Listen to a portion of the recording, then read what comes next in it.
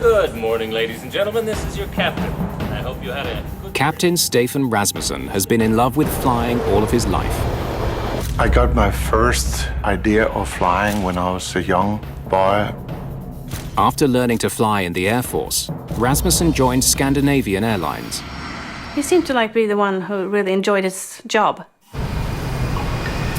On December the 27th, 1991, he's in command of a state-of-the-art DC-9. The flight will take him to the very edge of his abilities, as his engines fail and his plane falls out of the sky. I was in a nightmare. Stockholm, Scandinavian 751, we are crashing into the ground now. What caused the most baffling accident in Sweden's history is nothing investigators could have imagined. What they finally uncover will strain Rasmussen's lifelong relationship with airplanes to the breaking point. I really felt that I didn't trust the aircraft. Mayday, Mayday.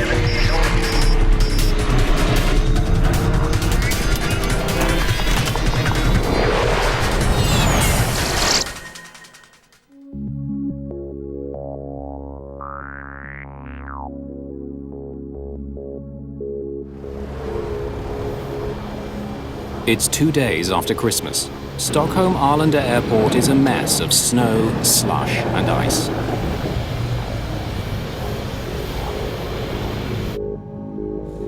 Passengers boarding a mid-morning Scandinavian Airlines flight to Copenhagen are finding the cabin very uncomfortable. It was really warm inside the plane when we entered because there had been heaters on during night. And I saw when the passengers embarked, they also wanted to take off jackets and shoes, and because it was like a sauna.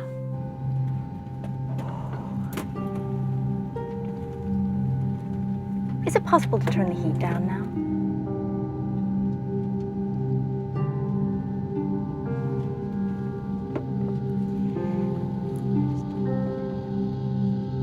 "34-year-old Ulf Sedermark has been with the airline for 4 years.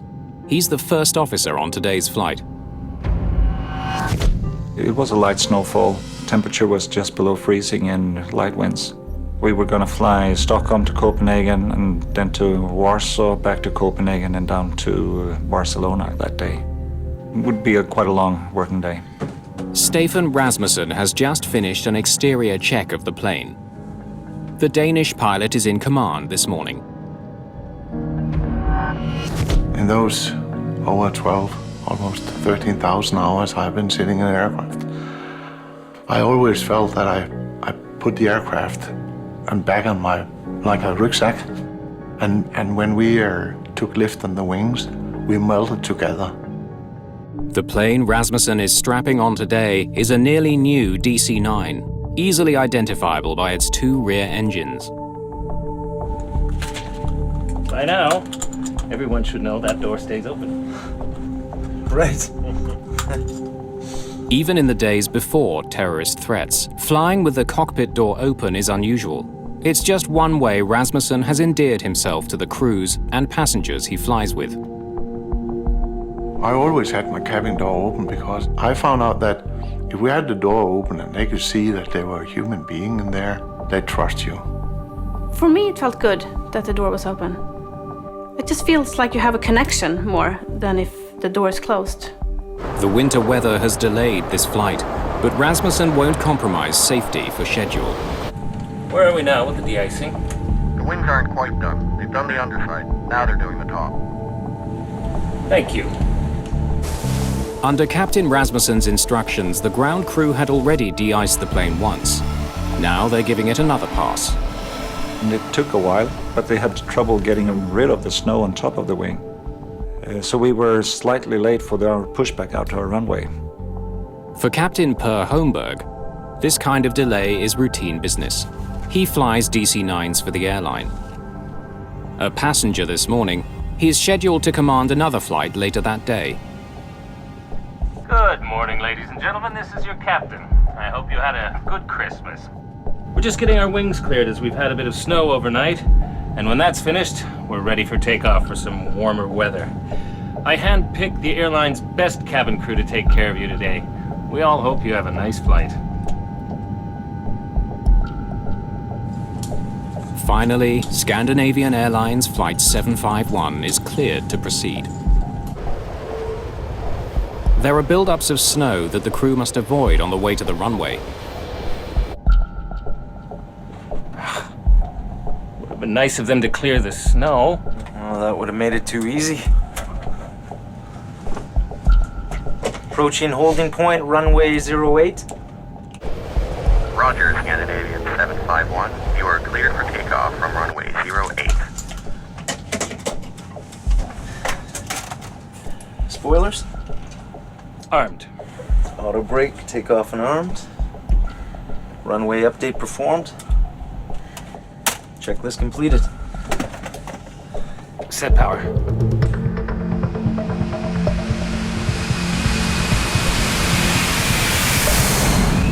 Despite the winter conditions, the takeoff is routine. V1, rotate.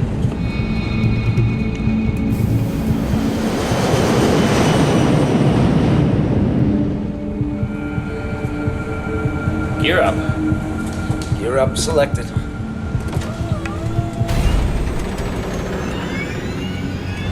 When Wolfie reached out for the gear, I heard things which was different.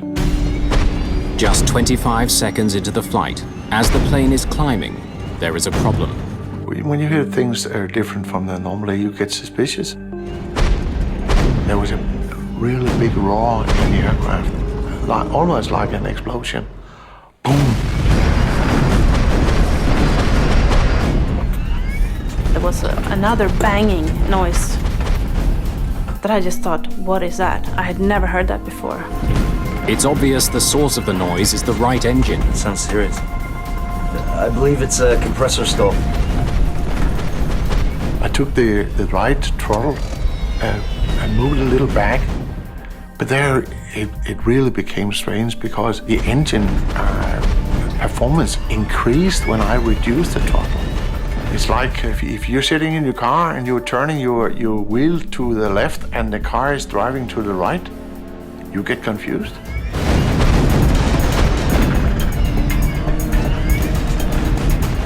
We're not supposed to call into cockpit now. And then I thought, this is an emergency, I have to call the captain. But Captain Rasmussen doesn't respond to the call. He's too busy trying to figure out what's going wrong with his plane. I couldn't see anything on the instrument. They were quite stable and a quite normal range, no problem. But I could hear those roaring every second. He searches for telltale signs of attack or structural failure. And I looked up at the cabin pressure, because if you have a bomb or a freight door or anything which is ripped off, that'll give a decompression. In the cabin, pressure levels are stable. But the crew has other concerns. I saw the smoke and it smelled burnt. What should we do about this? Just 3,200 feet above the ground, the emergency escalates. The right engine quits. When we have flown a little over 1 minute, the right engine just went down. I had a very, very short moment of thinking that I was in a nightmare and just dreaming. I was confused. I was really confused. 2 seconds later, the left engine also quits. The plane is now powerless. One engine drop and then another engine drop. I thought that it wasn't true. It wasn't true. It wasn't real. Less than a minute and a half after takeoff, the DC-9 begins falling from the sky. And after that, it was complete silence.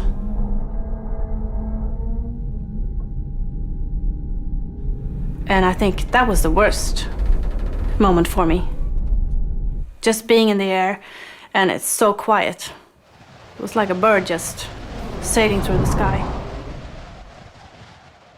So then I started to get scared.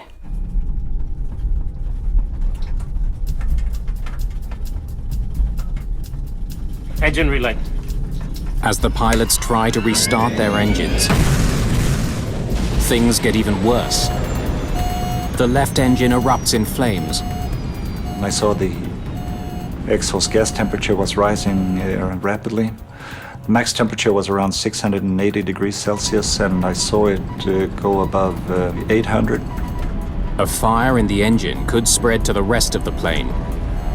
Should I pull? If Cedermark pulls the fire extinguisher in the left engine, he will never be able to restart it.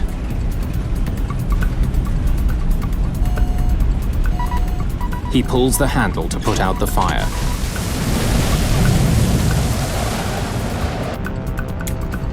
From his seat, Captain Per Holmberg can see that the crew is in trouble.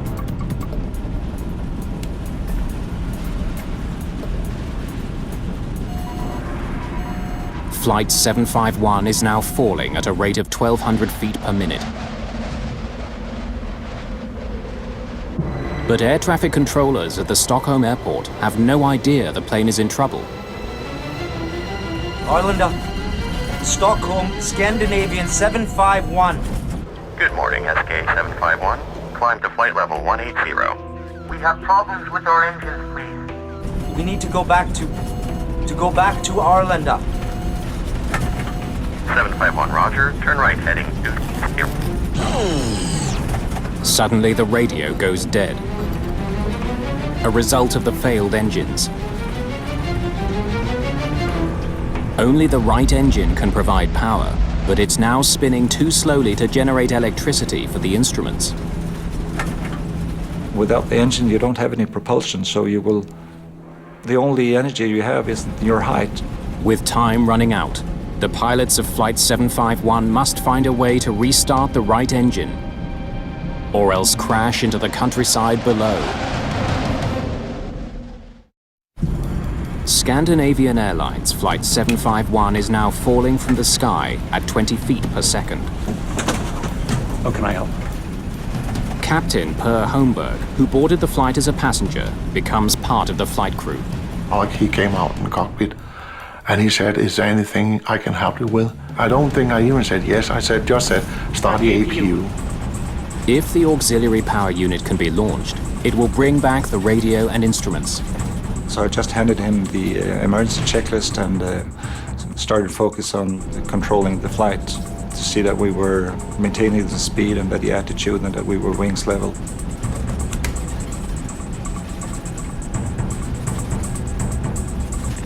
He managed to start the auxiliary power unit, so my flight instruments were supplied from that. But for some reason, Captain Rasmussen's instruments don't come back online. He managed to fly the plane basically by feel. Power is also restored to the cabin, but it's small comfort to passengers who now know they're in extreme danger. Stockholm Air Traffic Control instructs the pilots to return to the airport.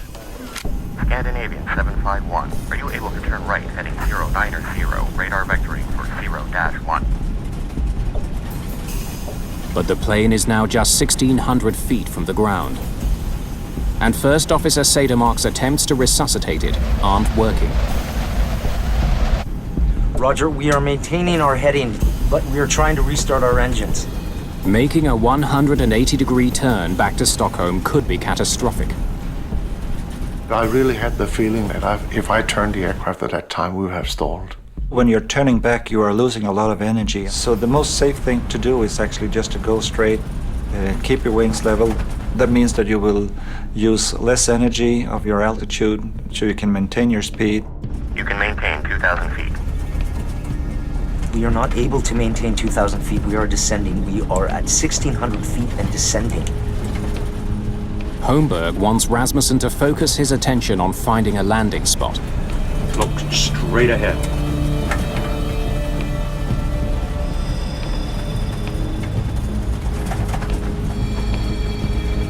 Look straight ahead. He was screaming at Stefan, just look straight ahead and watch the flight path. Prepare for on-ground emergency. On-ground emergency! Bend down! Bend down! Bend down! So we shouted bend down, I don't know how many times. Bend down, bend down, bend down. Keep your seatbelts fastened. While passengers brace, Rasmussen considers where to land his plane. Look straight ahead. And I had an idea that on the northern direction could bring us out to the Baltic Sea, which was at that time frozen. And that's an excellent runway. But instead, he finds himself gliding powerlessly over a dense forest. I saw that green area and I saw that little light spot in the middle of the forest, but that really looked short. Steer right. Steer right. Just 500 feet above the ground, Captain Rasmussen lifts the plane's nose to slow it down, hoping to soften the crash landing. Pine trees from the top there look very soft. I could use the trees as almost like a pillow. Should I lower the landing gear? Yes. Gear down. Bend down and hold your knees. I prepared myself for a hard impact. If it's an emergency landing, we have no engines, I just thought this is going to be a hard landing. Stockholm, Scandinavian 751, we are crashing into the ground now. I wasn't afraid until we were flying into the trees. Then I was scared, and I knew we were not going to make it. I didn't thought I should die. I knew I should die. I made me pray to God.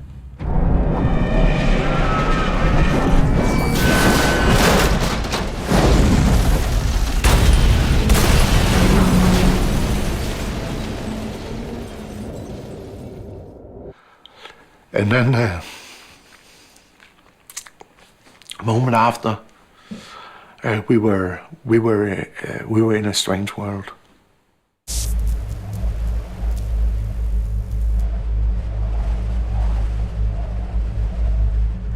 After we have come to a complete stop, I feel the smell of airplane fuel. I thought, okay, we're gonna explode. And I look around and I see the snow because there was a big crack in the airplane fuselage just in front of the aft galley. And you could just walk down on the ground.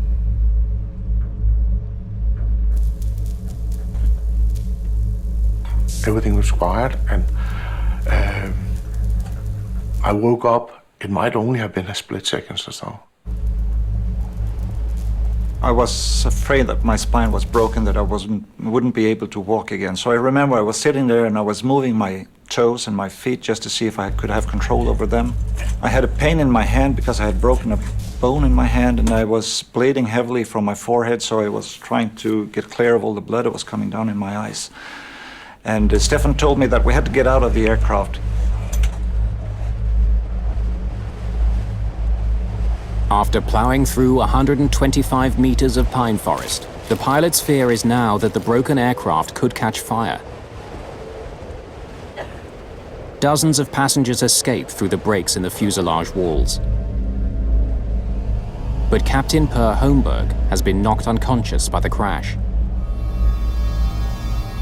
It all went so fast that no one could take in what happened.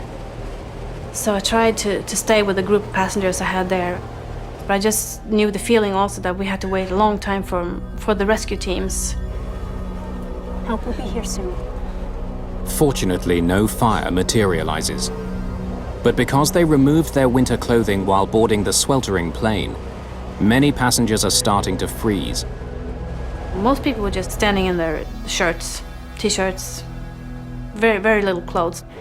Few didn't even have shoes on. They are now at risk from hypothermia. So I focused on being caring. Maybe I did it for my own sake also. I needed a hug also. It was comforting to comfort someone else.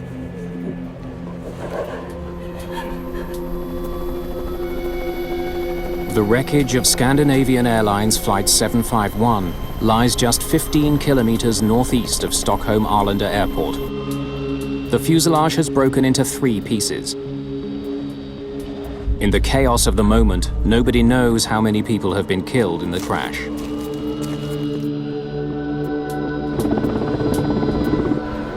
Rescuers arrive within minutes and attend to the freezing survivors. They pull Captain Per Holmberg from the cabin, unconscious.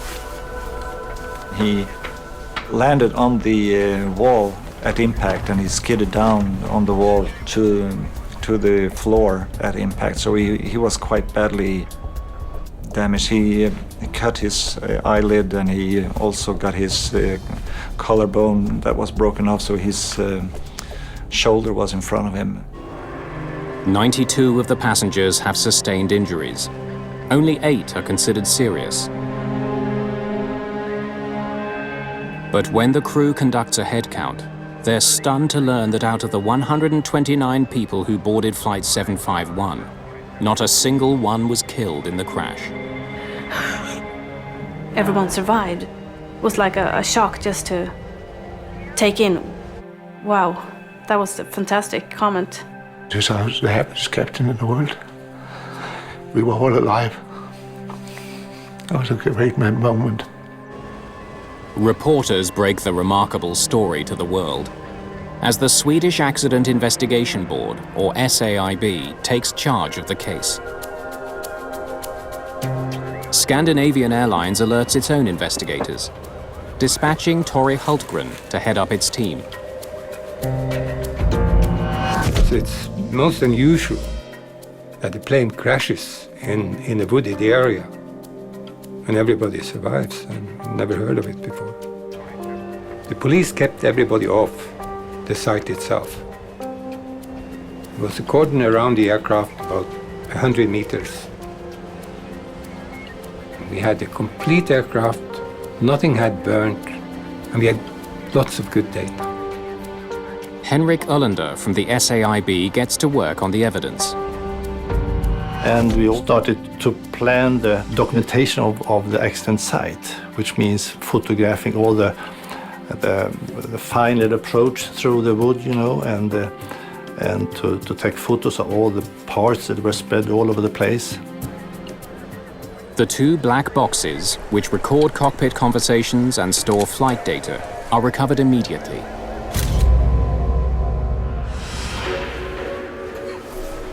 Investigators speak to survivors. Everyone tells a similar story. Would you mind telling me what you saw and heard? Loud booming sounds from the engines moments after the flight began, smoke in the cabin, and finally the entire loss of power and an engine on fire. You have a twin-engine aircraft, and you are really not supposed to lose both engines at the same time. The Pratt & Whitney turbofan engines are sent to a Scandinavian Airlines repair shop for closer examination. Investigators are eager to speak with Captain Rasmussen about the incident. But to their dismay, Scandinavian Airlines takes him to the media first. The first question, what did you think when both engines refused to function? It'll take me an awful long time to tell you all that. The normal case is that the key witnesses, like the crew and so on, should be kept in quarantine until they meet the investigation board. European media celebrate Captain Stefan Rasmussen as a hero for landing the DC-9 without engine power. But investigators consider the possibility that he or his co-pilot had made errors that caused the crisis in the first place. The honor and the glory always rests with the captain, but so does also the mishaps. I knew that being a person in the spotlight of the press would be a quite different situation. And I said to myself, the only thing you can do now is to give them all their story and then pray that they will find the reason.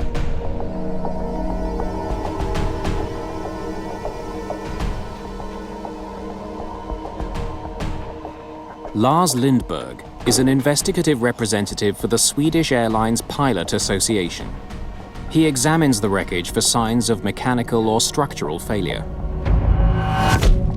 We knew both engines had failed for some reason, So we was concerned what was the background for something like that to happen.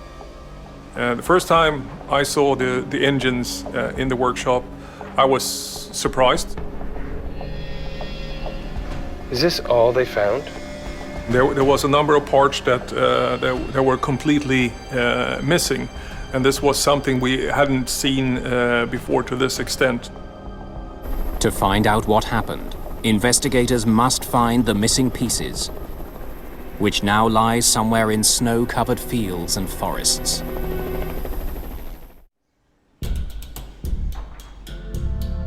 A close study of Scandinavian Airlines Flight 751's engines reveals exactly which pieces are missing.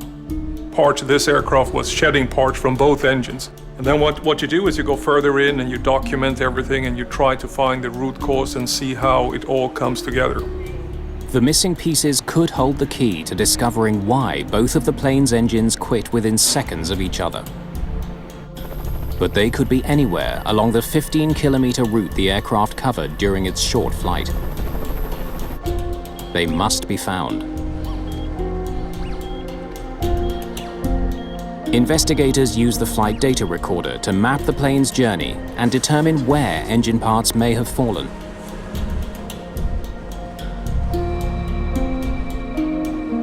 After scouring the snow-covered fields along the plane's path, the recovery team finds 500 fragments. Just a fraction of what's missing. Many are very badly damaged. Some of the titanium blades actually seem to have been on fire. You had this titanium fire inside both engines, both the right and the left engine. And this titanium fire is a very unique occurrence. It's requiring very, very high pressure and very high temperature for a titanium blade to catch fire. Investigators dig deeper into the cause of the engine trouble. The left engine's fuel line is badly dented. It was obviously hit by a fast-moving piece of metal inside the engine. The impact caused it to rupture. This part got dislodged, it went out and hit a fuel line, and that fuel line cracked, sprayed fuel onto the hot engine. The engine was clearly coming apart during the flight. That sounds serious. The discovery explains the fire in the left engine and why so many pieces of it were found so far from the crash site. But investigators are left wondering why the engines broke up in the first place.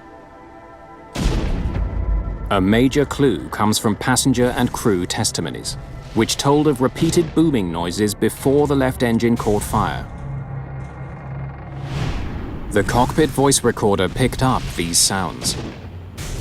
So you can hear that, and we could correlate that with when the damage occurred. You can see that on the flight data recorder.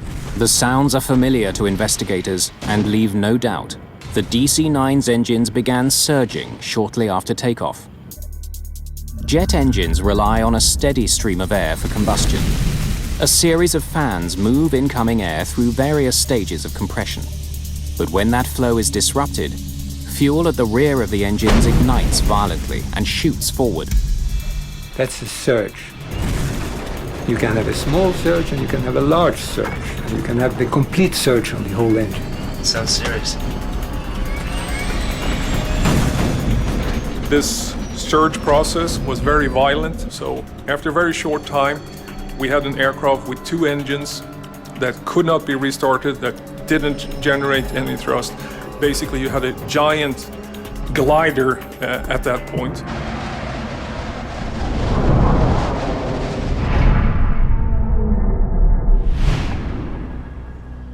A closer look at the fan blades from the front of the engines explains why they were surging. They're badly dented. The damage would have prevented them from effectively directing air to the rear of the engines.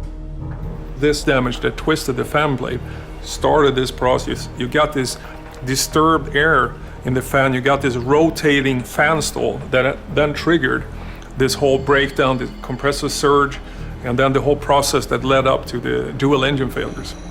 But what exactly mangled the blades? There are ways to tell.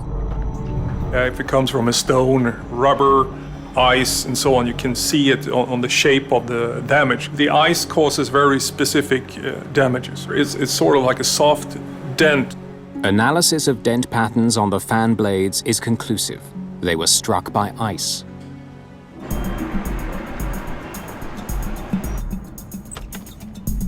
Now investigators want to find out where the ice could have come from. Weather data for the 24 hours leading up to the crash. They know Stockholm had been hit with rain and snow in the hours before Flight 751 took off. It was a situation with the temperature around 0 degrees. It was a drizzle, snow, rain in the morning. They learned that the DC-9 arrived from Zurich the night before, with the fuel tanks more than half full. They had quite a large amount of reserve fuel, of diversion fuel, in their wings. The fuel in the wing tanks were close to minus 20 degrees Celsius. The conditions that night were ideal for the formation of clear ice on the wing surface. And here you had very, very cold fuel on the top wing skin.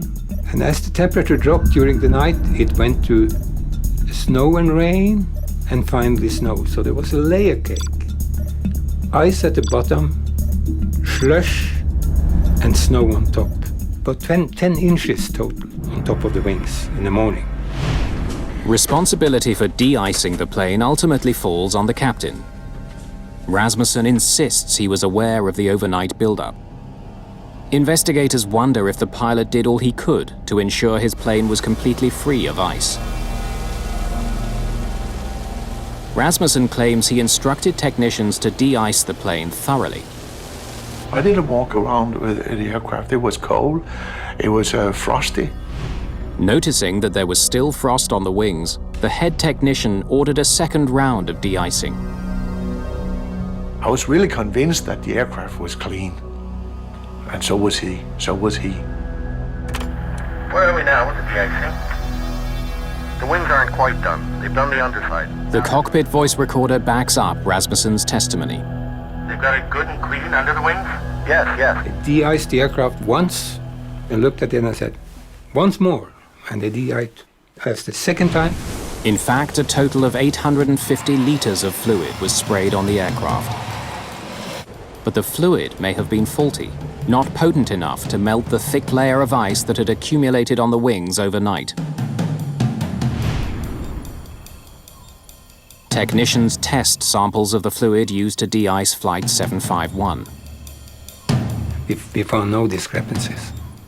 There was nothing wrong with any of the fluids used. But when investigators interview the maintenance crew that worked on the plane, they begin wondering if the de-icing team was thorough enough in their efforts. The ground crew insists that after they sprayed the wing, it appeared to be clean. But that appearance was deceptive. It looked perfect, because the clear ice on top of the fuel tanks, you cannot see the clear ice. A technician inspected the front of the wing and found no ice.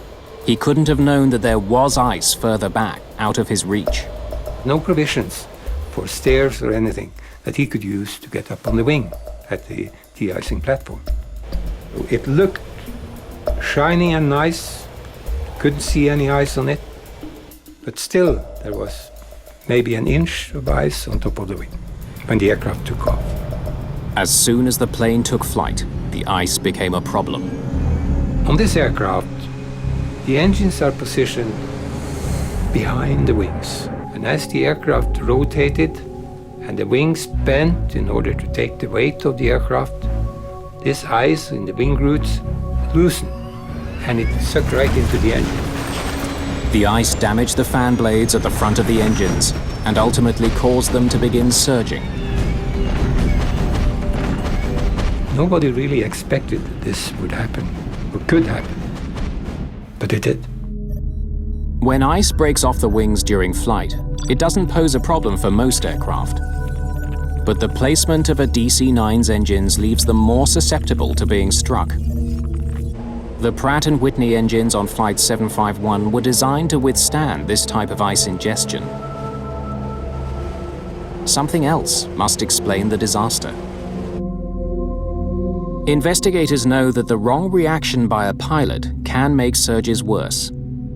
They comb through the flight data to see what these pilots did when the emergency struck. The first thing you do when you have a surge, if you recognize it as a surge, is that you reduce power. Captain Rasmussen claims he did just that. Of course, you just pull the throttle back, and then you have the balance between the incoming fuel and incoming air. And that was actually what I did. But the flight data recorder tells a different story. Why is the engine power increasing? It clearly shows that in the moments after the surge, thrust was reduced, but then seconds later was increased to beyond full power. Yeah, it didn't add up because the RPM was increasing to 110%, and the throttle position was moving. It shouldn't be. The only thing that could move the throttles in clamp was the pilot's hand. But if Rasmussen didn't push the throttles forward, something else did. It would explain the captain's confusion as his engines began to surge. As a pilot, when you gone through the training, you've done all your emergency training, you've been through the simulator, and now you have a system that is doing something that you don't expect, it's very confusing. Despite their relentless efforts, investigators can find no possible explanation for the increase in thrust. The frustrating part with the investigation was that we could not figure out why the system did what it did. Then, almost 2 months after the accident, the plane's manufacturer provides the answer. The culprit is something called automatic thrust restoration. It's brand new. It automatically increases the thrust during the climb. Swedish authorities learned that automatic thrust restoration, or ATR, was recently introduced as a safety feature on Scandinavian Airlines planes. It existed because the FAA had discovered some pilots were throttling back considerably while taking off and landing to reduce noise over residential neighborhoods. The ATR was designed to make it impossible for them to throttle back to dangerous levels. So as soon as he powered back, the system kicked in. Investigators learned that when Rasmussen reduced power to clear his engine surge, the system read this as a dangerously low power setting and pushed the throttles forward. The increased thrust made the surging worse until the engines destroyed themselves. The investigation concludes that the pilots had taken the right steps to clear the surge and prevent the catastrophe. But the computer code which governs the ATR undermined their efforts. A strip of zeros and ones caused the throttles to move and caused the engines that were stalling because they already got too much fuel, got even more fuel. And they went into self-destruct, both engines. In a few seconds, they were both totally destroyed.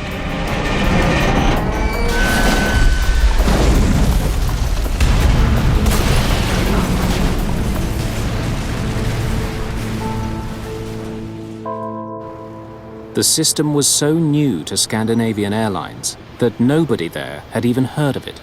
And it was confusing for everyone because we didn't know about the system, we didn't have information on the system. SAS didn't know the system existed on their aircraft. We hadn't bought that modification. And it was sneaked in via another system. Because he didn't know about the ATR, Rasmussen was unaware that he could only save his plane by switching it off. News that the automatic thrust restoration was responsible for the accident proved both a blessing and a curse for Captain Rasmussen. It eliminated any notion that he had made a mistake. When I got that message, I was really released. It was like winning in the lottery. It was, because I was so happy. Because then I could explain why I was in that total cone of confusion. But the fallout would ultimately destroy a love affair and end a career.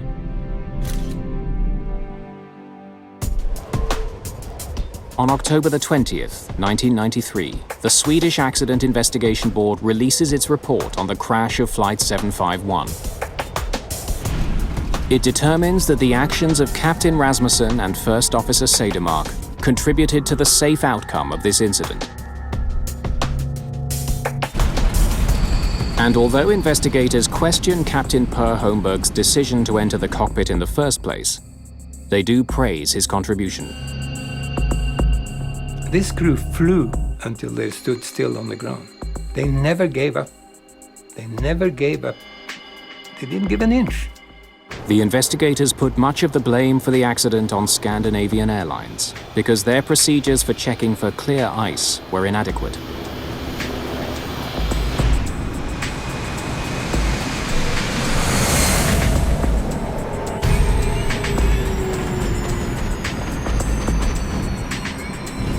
I believe it's a compressor stall. The report also condemns the fact that the pilots didn't know about the automatic thrust restoration and how it would act in a surge situation. If the ATR system hadn't been there, if the trolls hadn't moved forward, there wouldn't have been an accident. It was a bit strange that we didn't have all the documentation available to us, so we knew what we could expect if something like this would happen. In the wake of the crash, Scandinavian Airlines started training its pilots how to use the ATR system. They also implemented steps to ensure airplanes don't take off with clear ice on the wings. We changed all the procedures, we provided stairs for the mechanic, and we made it a requirement to go up on top of the wing and touch it with your hand to verify after de-icing. After healing from his injuries, First Officer Ulf Cedermark returned to the cockpit. I didn't feel the responsibility that I wouldn't be able to do my job again. Whatever happens, I know that I still can see things for what they are. And I still love doing my job, and if something bad happens, I can deal with it. But Stefan Rasmussen's return proved far more difficult. Set power. After I'd had from a high-skilled psychologist, we talked about getting in the air again. He knew that that would be a hard decision to take. Gear up.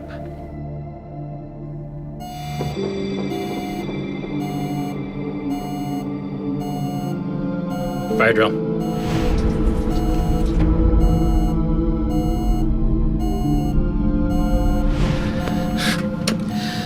After time in the simulator, Rasmussen couldn't regain confidence in his plane. Sorry, guys. In a disaster situation, in a crisis, is that you have optimized the teamwork between man and machine. I really felt that I didn't trust the aircraft. Pilots tends to take the responsibility for all that went wrong. Too much of the glory and also too much of the responsibility. With the right counseling, about 90% of pilots involved in an accident are able to continue flying.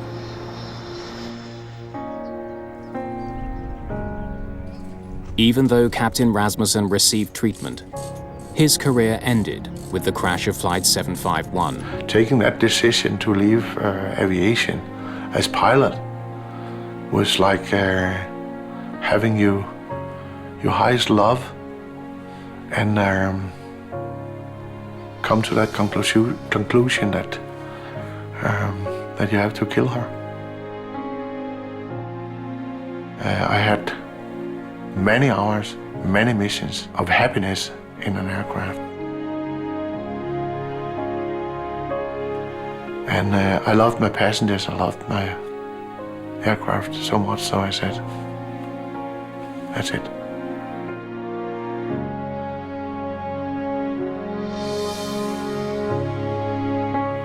I never regretted, never. And I think I was right.